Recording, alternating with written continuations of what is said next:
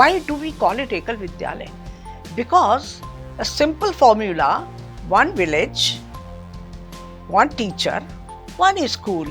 So that is why one teacher is school, then it became Ekal Vidyalaya and is being branded, like a Ekal. When I got the invitation from the ministry, that time Sri Prakash Javadekar was the Shiksha Mantri, and for his office I got to represent the Ekal Vidyalaya model, and it was highly appreciated because we have developed and designed this Ekal Vidyalaya particularly for the rural children, and among rural also the remote rural areas kids. Ekal is not like any sarkari school or any formal school. Under the tree, in the open air, maybe in some hut, it is like that. It is cost effective, result oriented, impactful. माँ कहते हैं ना कि जो एक mother instinct होती है बच्चों से स्वाभाविक रूप से पढ़ाना करना, तो वो तो हमको पता है ये बात, तो इसलिए हमने तो ये एक म्यूचुअल कहना चाहिए हो गया अंडरस्टैंडिंग। हमने उनको एम्पावर, हमने वो नहीं किया कि हमने कोई झंडा खड़ा किया महिलाओं का सशक्तिकरण करना है, महिलाओं को आज़ादी, nothing. It came very natural. Women he central होती है जो कि विलेज डेवलपमेंट प्रोग्राम में अपना रोल अदा करती है, जिससे मातृशक्ति की जो कल्पना हमने कहा है, मातृशक्ति दुनिया के किसी देश में नहीं होती। मातृशक्ति का जो कॉन्सेप्ट है, जो ख्याल है, वो सिर्फ और सिर्फ भारत में है, क्योंकि भारत का ही ओरिजिनल कॉन्सेप्ट है।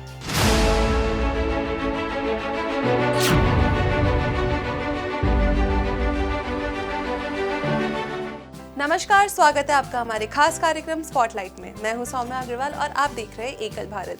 आज के हमारे स्पॉटलाइट में हमारे साथ जुड़ी है एक सशक्त महिला यानी एम्पावर्ड वुमेन, जो है मंजू श्रीवास्तव जी। उन्होंने समाज कल्याण के लिए बहुत से काम किए हैं, उन्होंने एकल अभियान को बहुत जगह रिप्रेजेंट किया है। तो उनसे बातचीत शुरू करने से पहले आइए देखते हैं उनका एक छोटा सा सफरनामा।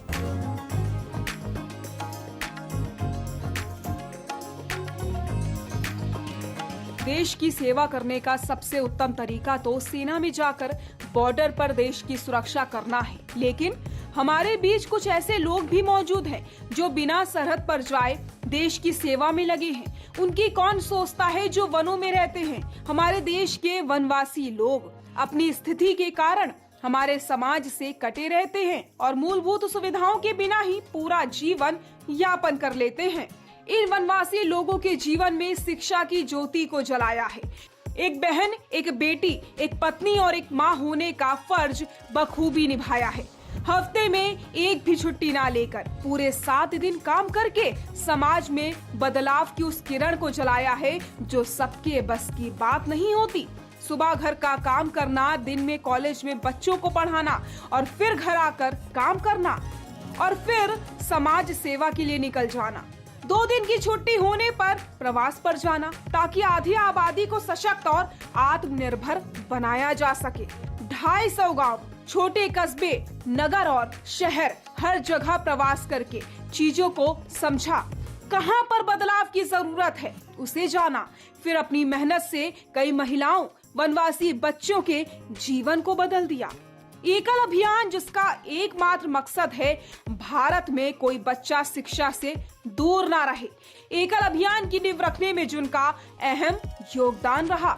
आमतौर पर ऐसा होता है कि जब हम किसी सफल महिला की बात करते हैं तो हमारे जहन में उन सफल महिलाओं की तस्वीरें उभरने लगती हैं जो या तो बड़ी नेता हो, किसी मल्टीनेशनल कंपनी की सीईओ या फिर कोई celebrity.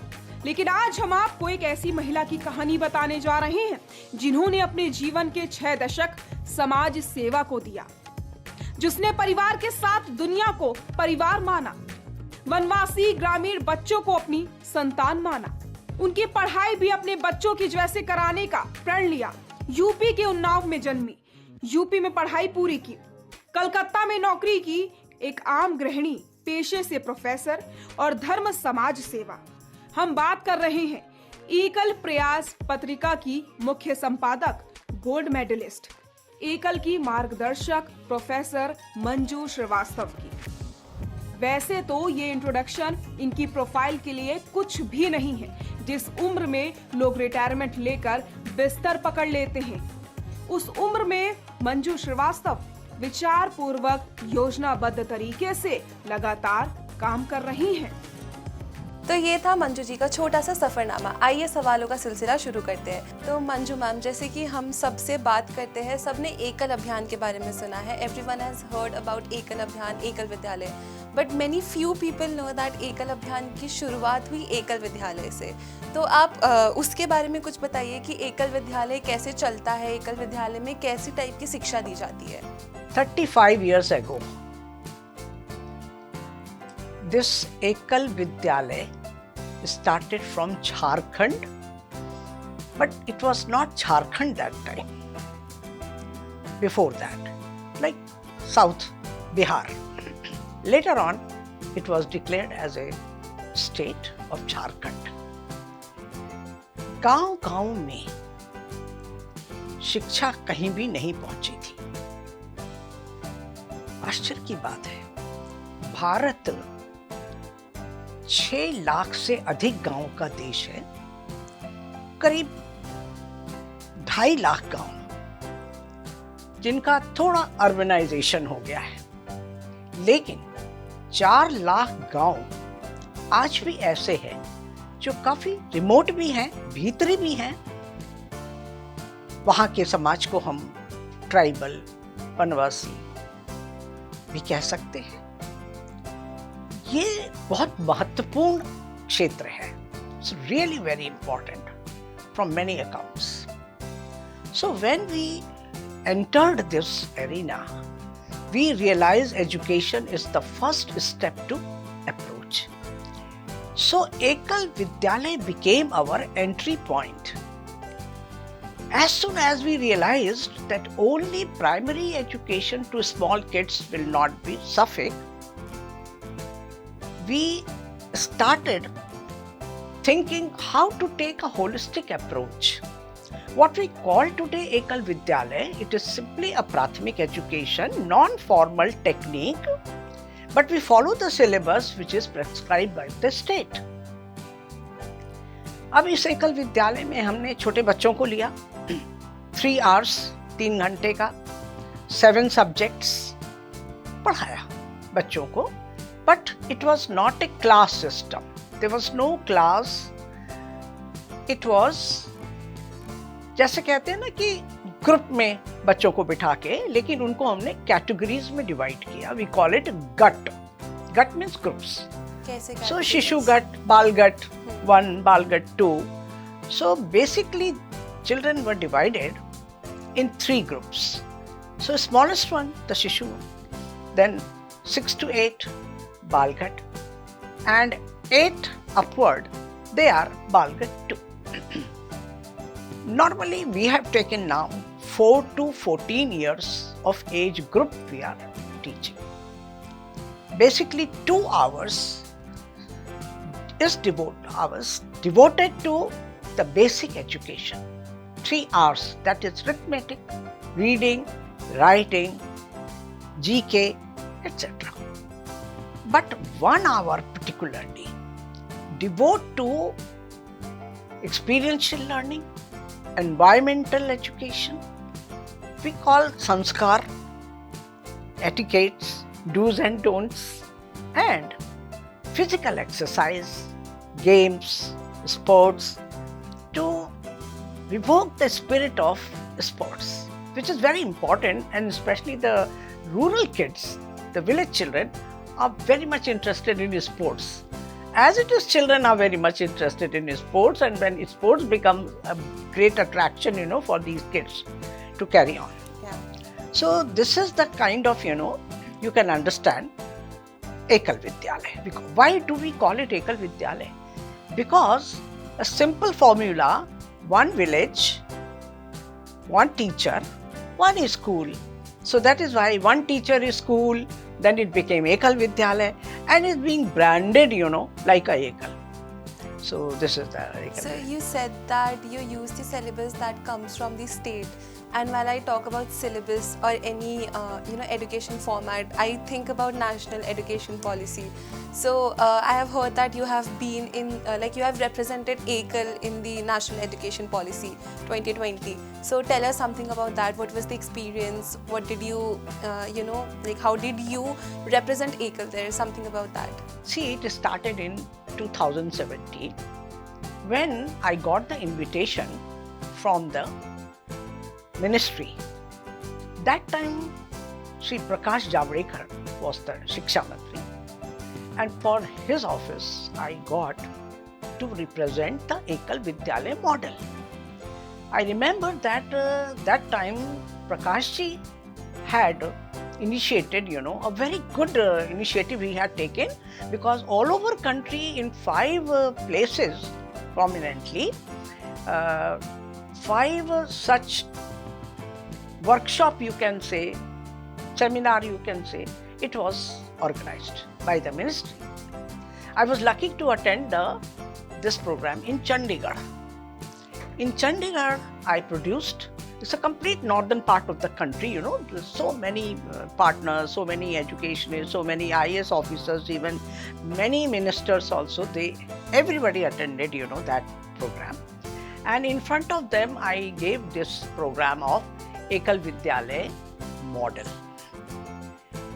And it was highly appreciated because we have developed and designed this Ekal Vidyalaya particularly for the rural children. And among rural also, the remote rural areas kids, how to teach them. So it is a normal, non-formal method we have adopted. But we have taken all the basic education, what you call. So Prathamik Shiksha we call it. So all the subjects are there, and it's very much like that. Yes, you asked about how I incorporated the NEP, that is National Education Policy 2020. So in that policy, when I studied, because I became the part of the think tank, our further conference was held, NCERT Delhi. So I became the part of think tank, and there we discussed in detail. So my focus was the rural children, obviously, because we are, functioning among them.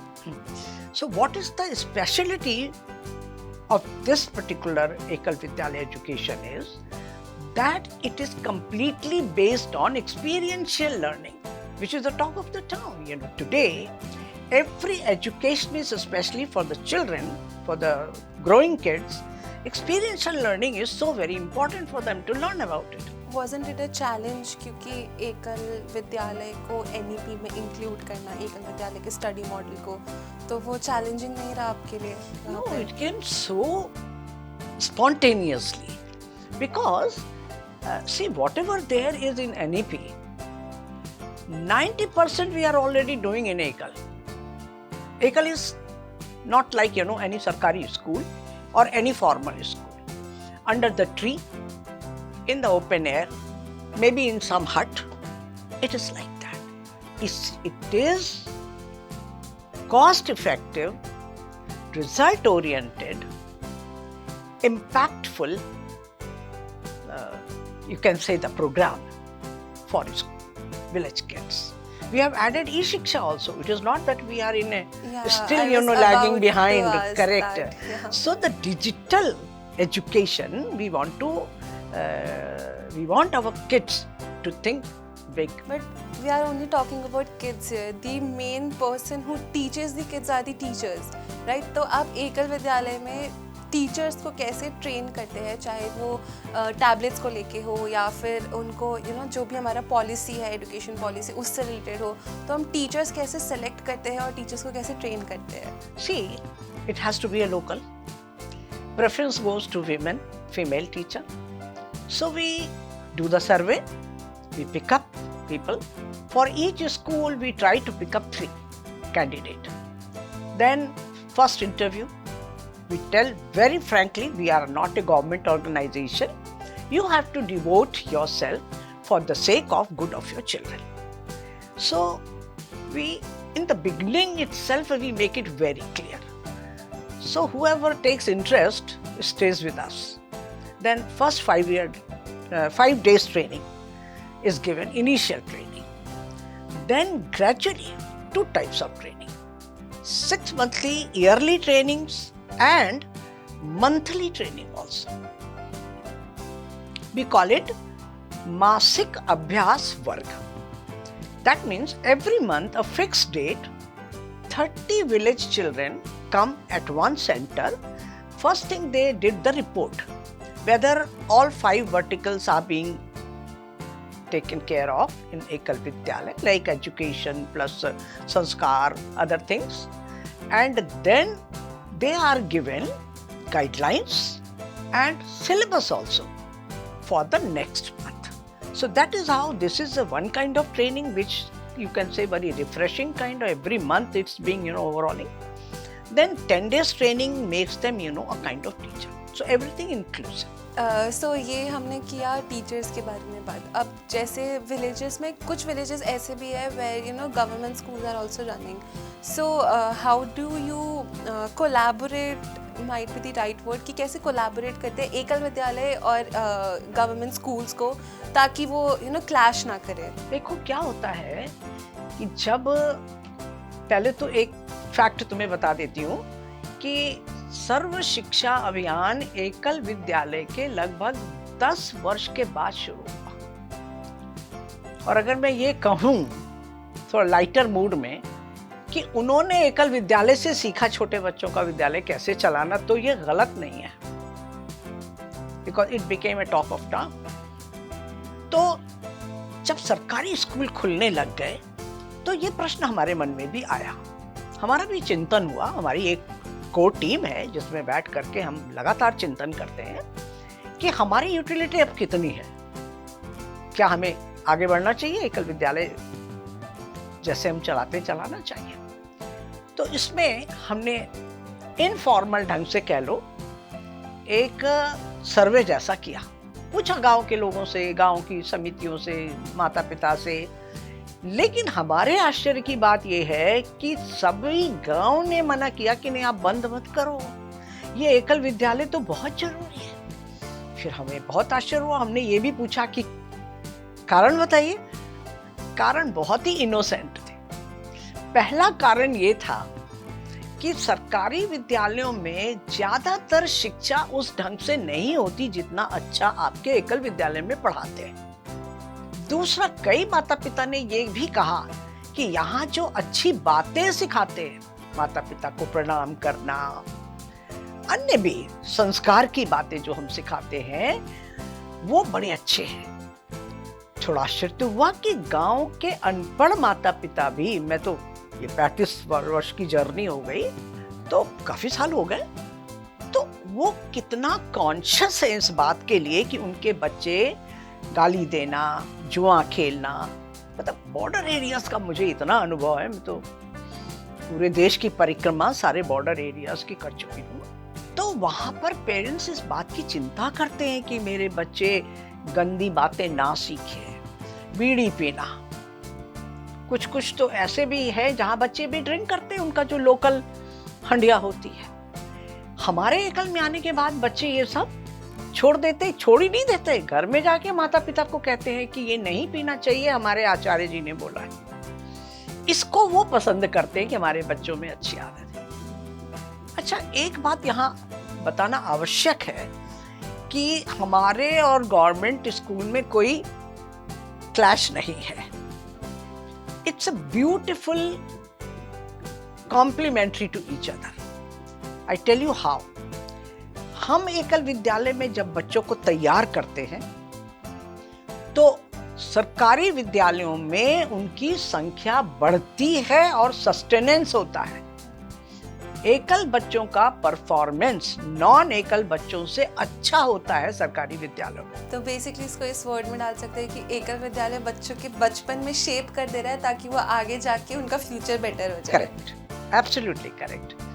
ये होता है. फिर जो चीजें सरकार में नहीं होती है सरकारी विद्यालयों में. अच्छा, कई बार ये भी एक चैलेंज है कि माता पिता ये सोचते हैं कि सरकारी विद्यालय में जो गणित पढ़ाई गई, हिंदी पढ़ाई गई या जो भी बताया, हम भी थोड़ी बहुत इंग्लिश पढ़ाते ही है, वो होमवर्क हम करा दें. तो उसमें भी हमारे आचार्य बच्चों को वह भी करते हैं, सपोर्ट करते हैं। तो that is also a big point which parents appreciate. इसीलिए हमारी पॉपुलैरिटी है और वेलकम है। अब जैसे आप बात कर रही थी विमेन एम्पावरमेंट के बारे में अभी कुछ समय पहले, तो एज वी नो दैट एकल अभियान अभी सिर्फ एडुकेशन ही नहीं, संस्कार, शिक्षा, जागरण, आरोग्य सब में काम कर रहा है, और उसके साथ साथ विमेन एम्पावरमेंट भी काम कर रहा है। अलग अलग जगह विमेन एम्पावरमेंट सेंटर खोल रहा है। तो उसमें क्या मतलब, if I go to a village and I approach someone, I think it will be hard for them to accept कि अच्छा ये लोग वुमेन के वेलफेयर के लिए कुछ कर रहे हैं। तो क्योंकि आप एकल अभियान की ट्रस्टी भी है, तो ये क्वेश्चन पूछना आपसे वैलिड रहेगा कि ये कितना ज़्यादा चैलेंजिंग है कि आप जाए वुमेन से अप्रोच करें और आप कहे कि हम जो काम कर रहे हैं वो आपके बेटरमेंट के लिए, या आप कैसे उनको लेके आते हैं अपने पास? कि क्या होता है ना कि विमेन जो हैं, मैं थोड़ा तुम्हारे प्रश्न से ना मैं 30 साल पीछे चली जाती हूँ। It was so difficult to get a girl or a female teacher. Somehow कुछ यंग बच्चियां, कुछ महिलाएं मिली, ठीक है। जब वो हमारे एकल विद्यालय में आने लगी, उनको कुछ ऑनरेरियम मिलने लगा और उनको गांव में सम्मान मिलने लगा। बच्चे आचार्य जी कहने लग गए, माता पिता भी सोचने लगे कि हमारे बच्चों को पढ़ाती है। तो जिसको कहते हैं ना कि देखा देखी, ये बात धीरे धीरे स्प्रेड होने लगी और फिर बहुत सी लड़कियां गांव की आकर्षित होने लगी और धीरे धीरे हमने 2 काम किए। तुमने अच्छा प्रश्न पूछा। 2 काम क्या किया? एक तो लड़कियां शिक्षा देने में अट्रैक्ट होने लगी, तो ये बड़ा म्यूचुअल इंटरेस्ट हो गया। दे वर इंटरेस्टेड इन गेटिंग कि गांव में रहते, अपने घर में रहते, उनको एक अच्छा काम मिल रहा है, मानधन मिल रहा है, गांव का सम्मान मिल रहा है। ये पॉइंट। दूसरा पॉइंट हमारे लिए बेनिफिशियल हुआ कि हमने ये अपनी स्टडी से, अनुभव से, एक मनोवैज्ञानिक तरीके से भी सोचा कि women are more sustainable, more reliable, और वो करती हैं दिल से, इस काम को ज्यादा अच्छा कर पाती है। माँ कहते हैं ना कि जो एक मदर इंस्टिंक्ट होती है बच्चों से स्वाभाविक रूप से पढ़ाना करना, तो वो तो हमको पता है ये बात। तो इसलिए हमने, तो ये एक म्यूचुअल कहना चाहिए हो गया अंडरस्टैंडिंग। हमने उनको एम्पावर, हमने वो नहीं किया कि हमने कोई झंडा खड़ा किया, महिलाओं का सशक्तिकरण करना है, महिलाओं को आज़ादी, नथिंग। नेचुरल था। It came very natural. फिर जब हमने हेल्थ एजुकेशन में आगे बढ़े और इसको आरोग्य योजना में डेवलप किया, तो हमारी तो 100% विमेन है जो कि हेल्थ, क्योंकि मदर चाइल्ड हेल्थ केयर, इसको उनसे अच्छा कोई नहीं समझा सकता। 5 वर्टिकल क्या है हमारे? एजुकेशन, प्राथमिक शिक्षा, health care education, development education और empowerment education and values and ethic education. These are the 5 verticals, correct.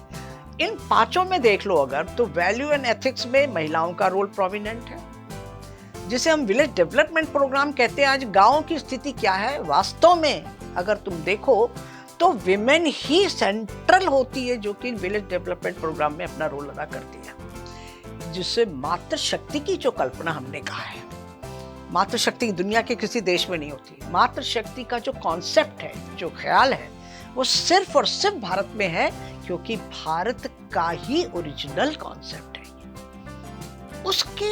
उसको हमने पहचाना।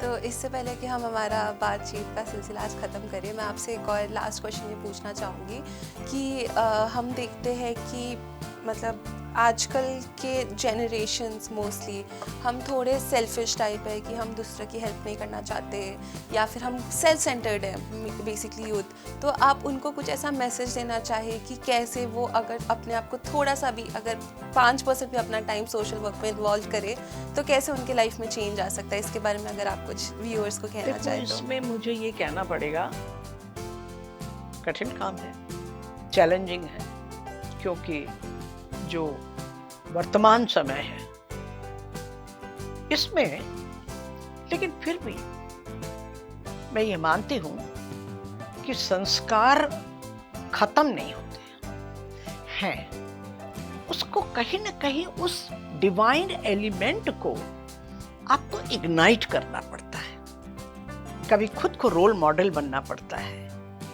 कभी उनको ओनरशिप देनी पड़ती है। अब जैसे मैं कहूं कि अगर किसी को हमें सेवाव्रती बनाना है, वो बिल्कुल नोविस है, वो कुछ नहीं जानती है या जानता है, लेकिन आपको एक ट्रस्ट बनाना पड़ेगा, उसको मौका देना पड़ेगा और विश्वास के साथ, और उसको डांट फटकार नहीं, प्यार और जिसको कहते हैं ना प्रोत्साहन से उसको उस लाइन पर लाकर ऊपर उठाना पड़ता है। यह हमारी एक टेक्निक है जिससे हमारे जितने भी ट्रेनिंग प्रोग्राम होते हैं, उसको ओरिएंटेशन भी कह सकते हो, इन कार्यक्रमों में ये एलिमेंट है जिससे उनको ये दिखने लगता है कि यह भी हमारे लाइफ का मिशन बन सकता है। तो ये थी हमारे साथ मंजू श्रीवास्तव जी, जो कि एकल अभियान की ट्रस्टी है और साथ ही साथ एकल संस्थान की चेयरपर्सन भी है। तो आपने इस इंटरव्यू में देखा कि कैसे मंजू जी एकल अभियान को स्टैब्लिश करने में लगी हुई है और साथ ही वुमेन एम्पावरमेंट, संस्कार, शिक्षा, आरोग्य, जागरण, ये सब को भी आगे बढ़ाने के लिए निरंतर काम कर रही है। बस ऐसे ही और इंटरव्यूज और इंटरेस्टिंग इंसाइट्स के लिए आप बने रहिए हमारे साथ और देखते रहिए एकल भारत।